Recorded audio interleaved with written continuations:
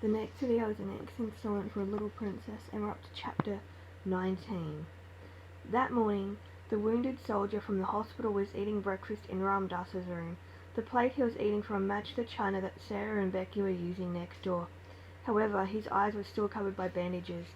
"I will help you," Ram Dass told the soldier as he placed a warm muffin in his hand. "Thank you for all your kindness," the soldier said. "It is nothing, Sahib," Ram Dass replied. The soldier sat up at the sound of the word Sahib. "That word," he said, "it sounds so familiar, and yet I do not know what it means." "It is not English," Ram Dass said. "We use it where I am from, in India." "India," the soldier said softly. "You know it?" Ram Dass asked him. The soldier tried to remember. "No," he answered finally. "Everything's a blur. Maybe someday I will sort it out." "You will, Sahib," Ram Dass said kindly.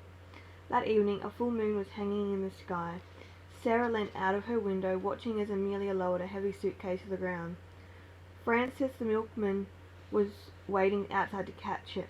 To Sarah's great surprise, Amelia then hauled herself through the window. Soon the two were driving away together in Francis's milk cart. Amelia and Francis had eloped. Now she thought about it, Sarah was not surprised. She knew that Amelia and the milkman liked each other. They often talked together in the kitchen, and Amelia had never seemed very happy at school, with Miss Minchin always bossing her about. Sarah leant further out of the window, lost in thought. Suddenly Sarah heard the angry voice of Miss Minchin behind her. "Where is it?" Miss Minchin demanded. "Where is the locket?" Sarah whirled around. She touched the locket round her neck. "Give it to me," Miss Minchin said, and she advanced towards Sarah. Tearfully Sarah removed the locket. Miss Minchin snatched it from her. Then she realized with a shock that Sarah's room had somehow miraculously changed. "What is this?" she asked Sarah. "Where did it come from?" I don't know," Sarah replied. "I just woke up and it was here." "You stole all of it, didn't you? Just like you stole this locket." "No," Sarah protested. Miss Minchin narrowed her small eyes. "You're nothing but a dirty little thief," she said. "Miss Minchin," Sarah pleaded. "Pack your things," Miss Minchin interrupted her. "You'll be leaving with the police very shortly." Sarah was too terrified to say any more. Miss Minchin left the room, slamming the door behind her. Sarah banged on her door, but Miss Minchin had locked her in. "Please," she said, sobbing, "I didn't do it."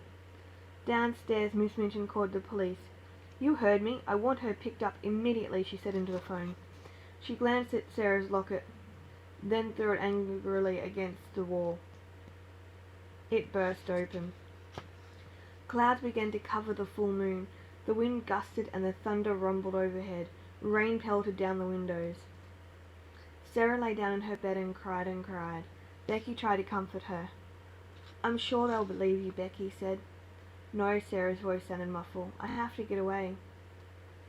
"But how?" Becky asked. "My room's locked too." Just then the girls heard a van pull up in front of the school. "The police are here," Becky said from the window. Sarah looked outside. Her heart sank when she saw that the wooden plank connecting her room with the house next door was missing. Quickly Sarah took one of the wooden boards from under her mattress. With Becky's help she laid the plank on her windowsill. It stretched across to Ram Dass's. Miss Minchin ushered the two policemen inside and led them up the attic stairs. Sarah climbed out of the window onto the unsteady board. The rain poured down, making the wood slippery. "Sarah, you'll fall," Becky warned. "I can do it," Sarah said. She turned to give Becky one last hug. "I'll come back for you," she promised. Sarah began to walk across the board while Hanuman watched her. At that moment Miss Minchin burst into Sarah's room with the two policemen. She saw Becky by the open window and she leant out. "What are you doing?" she called to Sarah. "Come back here this instant." She reached out to grab the hem of Sarah's dress. Sarah stumbled and almost fell off the slippery board. However, she regained her balance and began to crawl. Miss Minchin lost her temper. "The little beast is running away," she shouted. Suddenly a clap of thunder shook the building. A gutter fell from the roof and hit the board, snapping it in half. "Sarah!" Becky screamed. Sarah managed to clutch onto Ram Dass's windowsill, where she dangled by her fingertips above the alley, far below. Becky, Miss Minchin and the policeman watched in horror.